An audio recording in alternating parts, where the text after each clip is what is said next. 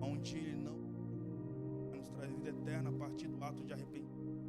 Oro para que nessa noite o Senhor venha fluir sobre nós, tirar em nosso coração a de redenção. Seja bem-vindo, Jesus. Convidamos a entrar em nossa casa para que o Senhor operar e fluir cada um. Eu abençoo os meus irmãos, de pé. Essa é a minha oração em nome de Jesus. Amém, amém. Queridos, sejam bem-vindos, como falei. Hoje nós iremos participar de um dia muito especial. Nós vamos sentar na mesa do Senhor. Mas, enfim, além de tudo isso, nós iremos ter toda essa proporção de redenção a partir daquilo que está escrito.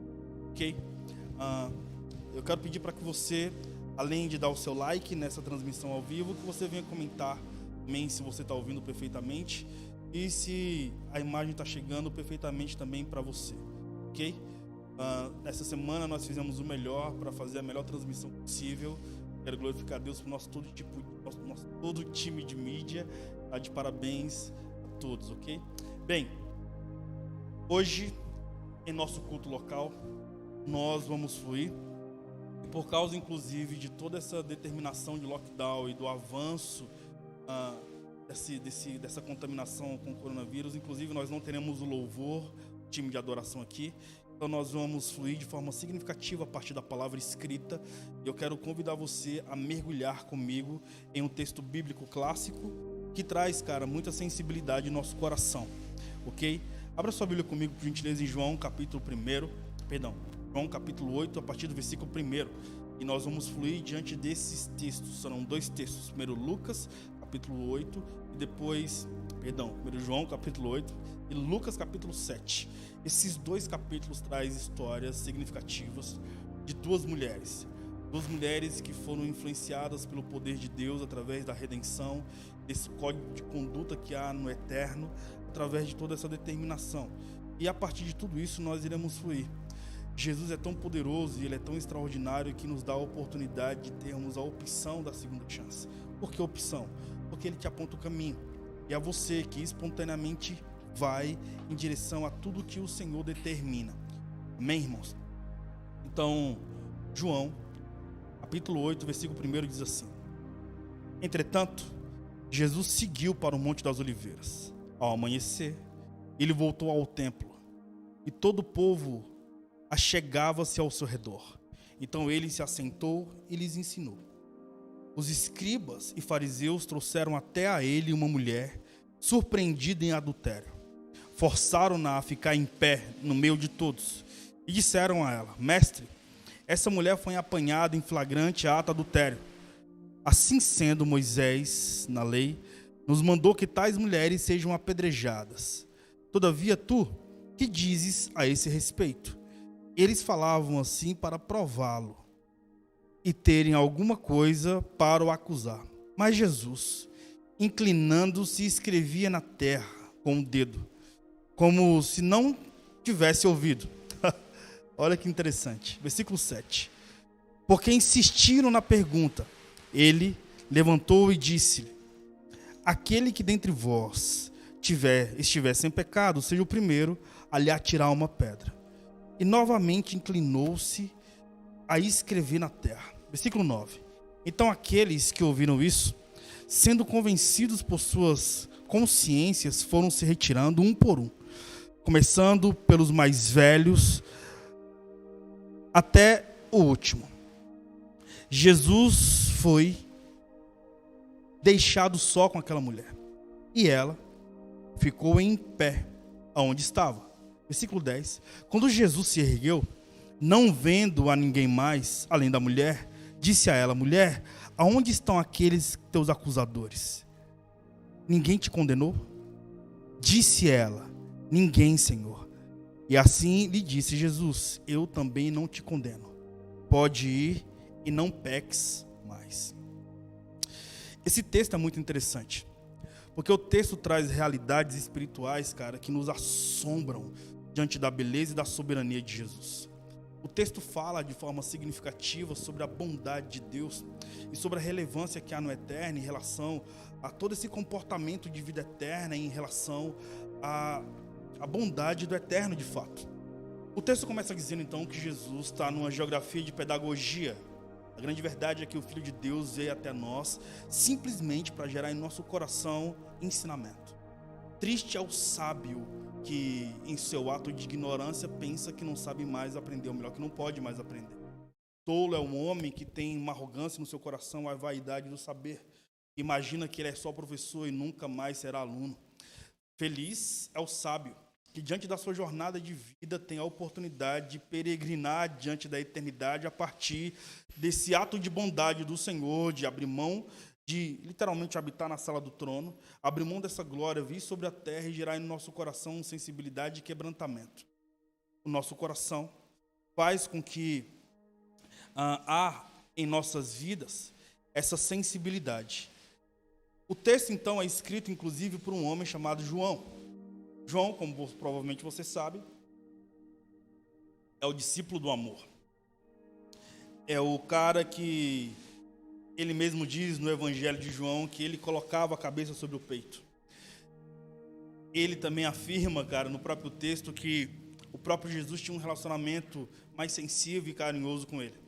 Sensacional é que João é o único que escreve a respeito e nessa mesma característica e disponibilidade.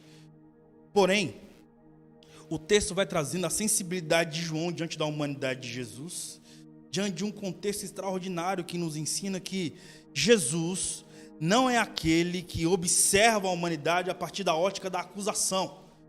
Jesus já sabe que a humanidade toda está condenada. Então não faz sentido aquele que veio amar a humanidade sabendo que ela já está condenada, gerar comportamento de condenação, se ele veio naquele comportamento histórico, por exemplo, aqui no livro de João, trazendo redenção e cartas de alforria para uma mulher que não tinha mais possibilidade de viver. Porque a grande verdade no comportamento judaico, a nível jurídico, inclusive, a partir da Torá, o Pentateuco, é que se uma mulher fosse pega em ato adultério, era inevitável, ela seria apedrejada de verdade. Mas o texto diz algo interessantíssimo, cara. Diz o seguinte, versículo 3, diz assim: os escribas e fariseus trouxeram até ele uma mulher surpreendida em ato adultério. Logo no início do capítulo, lá no versículo 3, o texto diz que os fariseus, a partir de um ato de opressão, encontram a mulher que estava em um ato, cara, enfim, que não era um ato lícito socialmente falando. Ela estava em erro. Só que os fariseus levaram essa mulher para o caminho de redenção sem que eles soubessem. O texto também fala aqui no versículo 4 que, olha que interessante, e disseram a ele: mestre, essa mulher foi apanhada em flagrante ato adultério. Assim sendo, Moisés na lei nos mandou que tais mulheres sejam apedrejadas. Todavia tu, que dizes a esse respeito? A grande verdade é que o texto traz uma mobilidade na mentalidade dos fariseus, daqueles que vão te sentenciar, daqueles caras que vão encontrar a humanidade e vão fazer o possível para que você se distancie da oportunidade de arrependimento. Jesus, cara, é tão sensacional na sua ótica de expressar a vida eterna, que obviamente, cara, a maior condenação que aquela mulher já poderia viver era diante dos homens que queriam massacrá-la. A grande verdade, cara, é que quando nós temos a consciência de que estamos em pecado, a pior coisa que pode acontecer comigo e com você é ter a nossa sensibilidade, isto é, os nossos eventos privados na mão de carrascos. A pior coisa que pode acontecer, cara, é quando nós, entendendo e sabendo que nós não somos merecedores da graça de Deus, e fazendo de tudo para termos a chance de obtermos, cara, uma possibilidade, uma outra oportunidade, ou tocarmos simplesmente na segunda chance, quando o inimigo da alma pode levantar pessoas que, por terem uma jornada de vida moralmente perfeita, pessoas, cara, que olham para si com a ótica e o bafo, isto é, o hálito da religião de forma muito significativa, aos caras que, cara, como eles mesmos se aplaudem e nunca erraram. Dificilmente um anjo, aquele que tem um perfume de divindade, vai olhar para um pecador e vai olhar para esse pecador como se ele tivesse a oportunidade da segunda chance. E a Bíblia diz aqui exatamente isso, cara, que os fariseus e os escribas, literalmente para provar o príncipe da paz, eles colocaram aquela mulher diante de Jesus, ainda disseram no versículo 5, sendo assim, Moisés na lei, mandou que tais mulheres sejam apedrejadas. Os caras fazem uma pergunta: e tu? O que dizes a esse respeito?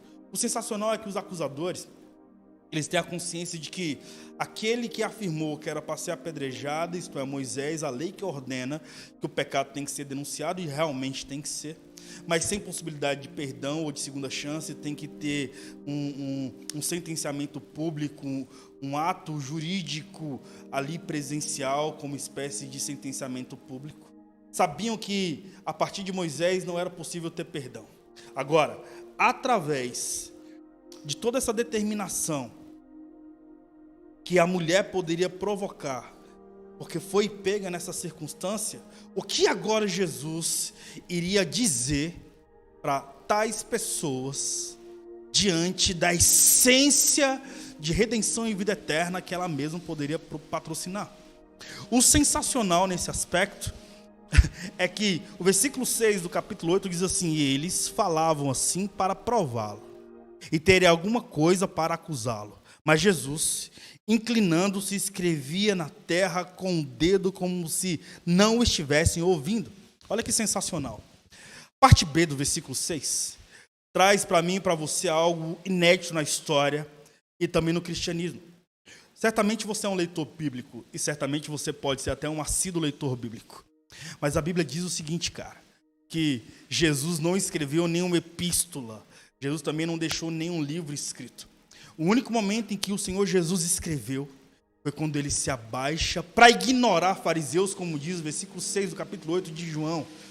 O único momento em que Jesus deixa algo arquivado na história e que ninguém sabe o que foi, inclusive, é quando ele ignora a voz de sentenciamento. E, cara, quem está falando isso não sou eu, é o texto que está dizendo. Portanto, meu irmão, eu quero dizer algo para você. Eu não faço ideia, cara, qual foi o nível de pecado que escandaliza o outro. Eu não faço ideia, cara, o que foi que você fez que faz com que perfeitos te peguem, te humilhem publicamente, te expõem publicamente. O que eu sei é que quando esses mestres e fariseus e escribas te expõem a Jesus, saiba, cara, Jesus, biblicamente falando, fundamentado nesse texto, ele analisando o seu coração, que já foi exposto e humilhado pelo outro, inevitavelmente ou provavelmente, a substância do arrependimento, no constrangimento que você está vivendo, é inevitável, isso pode vir sobre você. Vindo sobre você, é sensacional o quanto a eternidade patrocina vida eterna diante de momentos de humilhação. Com isso, cara, talvez você ainda não teve a consciência de que as situações em que você está vivendo, ou que você viveu, que te constrangeram, são simplesmente degraus, cara, que o Senhor vai utilizar na sua história para que você transicione de forma fenomenológica e que você toque de forma redentiva na carta de alforria que finalmente você está correndo atrás e que você merece ter. Jesus nos traz esse ensinamento de forma espetacular, quando em um único momento da história em que ele escreve, e nós temos um arquivo bíblico que afirma que ele deixou algo escrito, é quando ele ignora a voz dos acusadores de uma mulher indefesa. Cara, isso para mim é sensacional demais. Versículo 7 diz assim: porque insistiram na pergunta, ele se levantou e disse: aquele que dentre vós estiver sem pecado, seja o primeiro a atirar a pedra.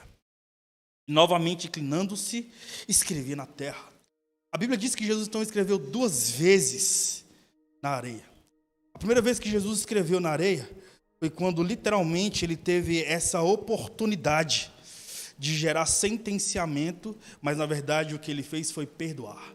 É o único que tem a oportunidade, o único que tem um direito, ele que é o juiz do juiz e o advogado dos advogados, quando ele tem essa configuração de sensibilidade diante da humanidade caída e falida, quando Jesus observa e analisa o quão sensacional é, cara, um coração arrependido por causa da exposição do outro. Eu quero te dizer uma boa nova, irmão.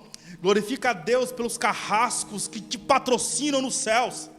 Sabe, as pessoas, cara, que mais te odeiam, ou aquelas, cara, que mais te expõem, na verdade, elas estão fazendo um grande favor à tua alma. Elas estão te mostrando que você não pode ser. Segundo, elas estão te mostrando, cara, a sensibilidade que o Eterno tem. Graças a Deus que o Senhor não é homem.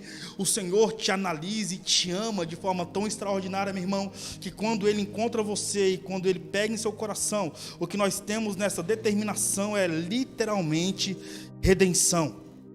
A Bíblia diz que os acusadores ainda insistiram. Pela segunda vez, Jesus se abaixa e pela segunda vez, Jesus escreve na areia. O interessante é que ninguém sabe o que ele escreveu. Talvez os apóstolos não souberam. O fato é que o evangelista João, aquele que é o evangelista do amor, escreveu e deixou isso arquivado com riqueza de detalhes aqui, cara, na nossa Bíblia Sagrada. No versículo 8, nós temos um versículo também que é sensacional, que é a continuidade de todo esse enredo, que na verdade até agora se trata de um roteiro de sentenciamento. Versículo 8 do capítulo 8 de João diz assim: e novamente, inclinando-se e escrevi na terra. Versículo 9, e então aqueles que ouviram isso, sendo convencidos por suas consciências, foram se retirando um por um, começando pelos mais velhos até o último. Jesus foi deixado só, e a mulher ficou em pé aonde estava. Versículo 9, irmão, fala de forma sensacional.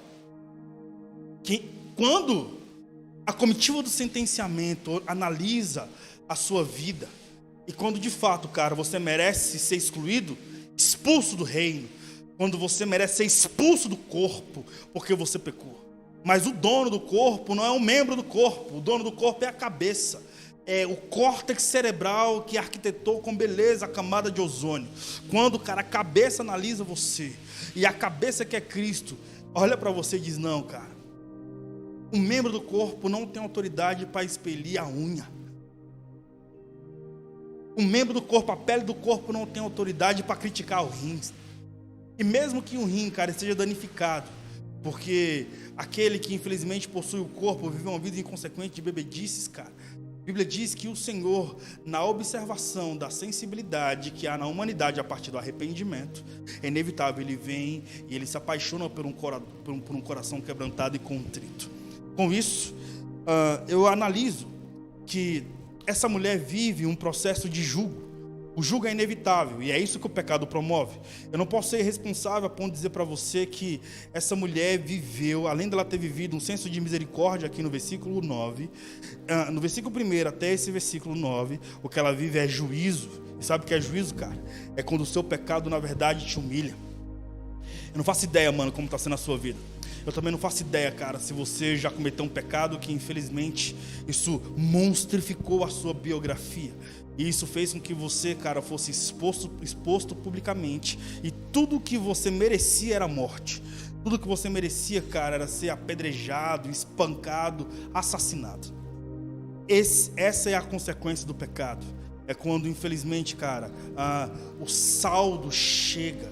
E vai chegar um momento em que a conta vai chegar e você vai ter que pagar isso. Essa mulher, então, encontra com o juízo, porque ela estava cometendo algo ilícito. Detalhe, a Bíblia não fala, irmãos, que essa mulher é Maria Madalena.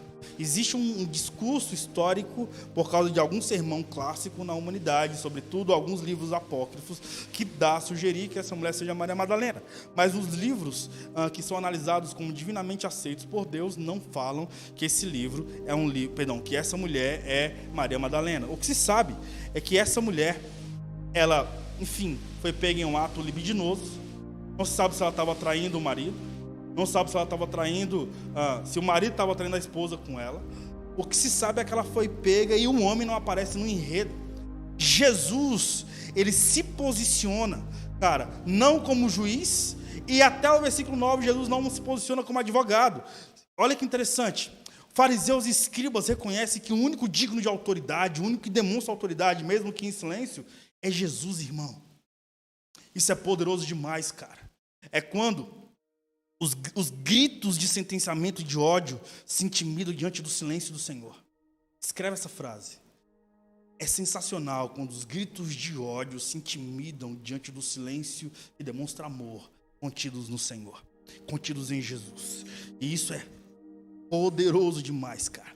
No versículo 10, o texto diz assim: quando Jesus se ergueu, vendo que ninguém mais estava lá, além da mulher, disse a ela: mulher, aonde estão os teus acusadores?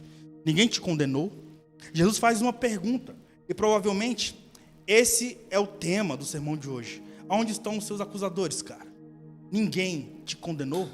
É uma pergunta tão extraordinária em um texto clássico, porque nos traz a afirmativa de que, embora réu, pode se fantasiar de juiz, sendo réu. Vou repetir a frase. É interessante porque quando réus podem se fantasiar de juízes, sendo réus, é inevitável, meu irmão. Um réu que se fantasia de juiz, ele pode até encenar um brado de juiz, mas na verdade ele tem sotaque de réu.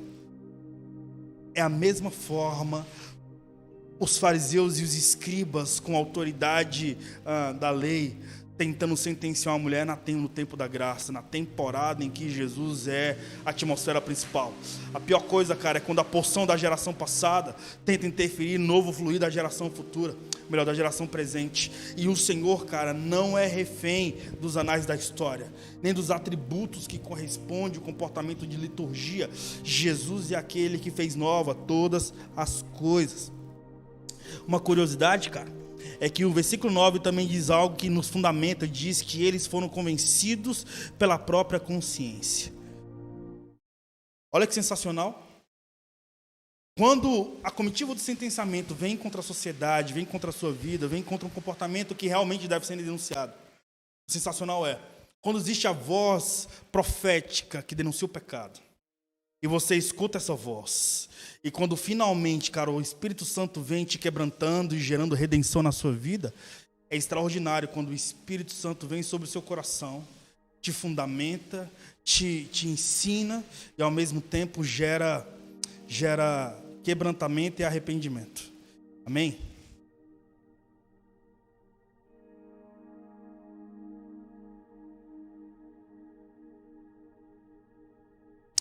Vamos lá. O Espírito Santo, ele é tão sensacional que ele vem nessa mesma determinação. O Espírito Santo, ele constrange uma voz de jugo, se não for uma voz de Deus. A voz suave do Espírito Santo vem, cara, até sobre o grito de Lúcifer e intimida esse eco.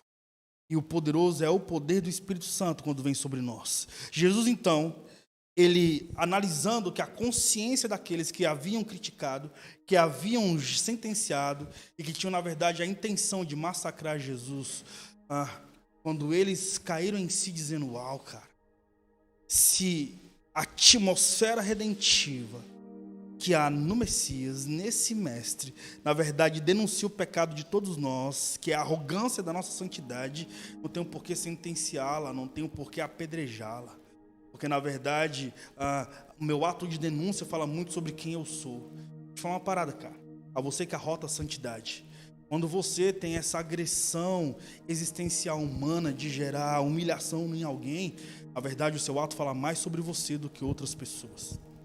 E olha que interessante, eu estava escrevendo um texto e pensando a respeito. Sabe, nós somos humanos. Enquanto espécie, nós não desenvolvemos veneno. Enquanto espécie humana, nós não temos penas que nos dá a possibilidade de voar. Enquanto espécie humana, nós não temos uma carga óssea relevante como um rinoceronte ou o elefante. Nossa estrutura é muito inferior, ou seja, nós não somos um animal na camada piramidal zoológica mais forte, esse instinto do criacionismo. Porém, o nosso grande barato é pensar. Eu quero te convidar a pensar. Se você é cristão e adora Jesus, não tem um porquê, cara, você repercutir atos que não sejam de Jesus. Logo, tudo que você vê alguém que afirma ser um discípulo de Jesus fazendo o que Jesus não fez, questione-o. Tudo que você fizer que Jesus não fez, questione-se. E que isso venha ser para você, cara, essa determinação de mudança e de constrangimento no seu coração. Ok? Então, a parte A dessa mensagem é, todas as vezes que você for sentenciar alguém, certamente você vai ser constrangido com um ato de misericórdia vindo de Jesus, cara. Isso não é mérito seu. Isso é exclusivamente natureza de Jesus. Isso vem de Deus. Ok? Finalizando o texto, a Bíblia diz assim, olha que interessante.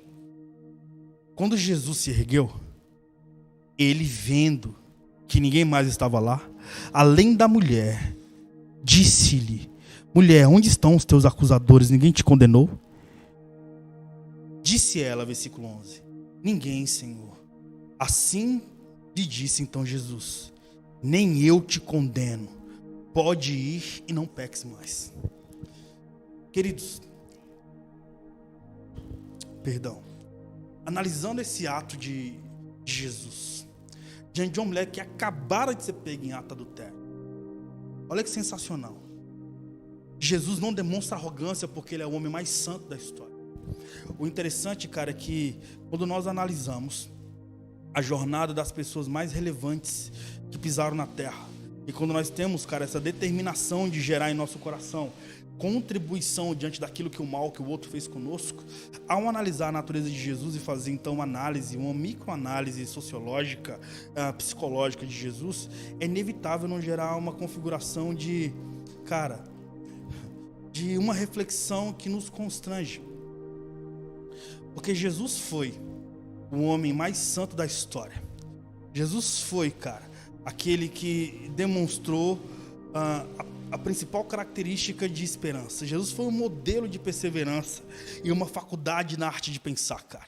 Na sociedade dos desafetos, que é a sociedade contemporânea, Jesus foi o único artista na arte de super evidenciar amor. Apesar da sua inteligência ser excepcional, Jesus reunia todas as condições para confundir o pensamento da humanidade. O que se espera de Jesus nesse ato é que Jesus vem e sentencia. O interessante é que Jesus nasceu em uma irrelevante cidade, seu parto foi entre animais, sem qualquer espetáculo social.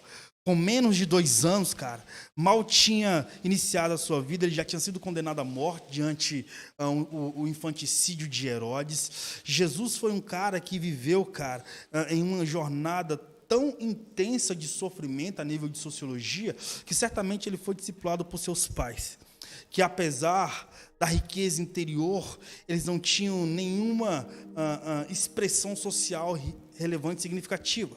A cidade em que Jesus cresceu era profundamente desprezada, sua profissão era uma profissão extremamente humilde, ele foi um carpinteiro, o corpo dele era castigado pelas dificuldades de sobrevivência, por isso, alguns o consideravam envelhecido para a sua idade, cara. Aqui no capítulo 8, no versículo 57, inclusive fala sobre isso.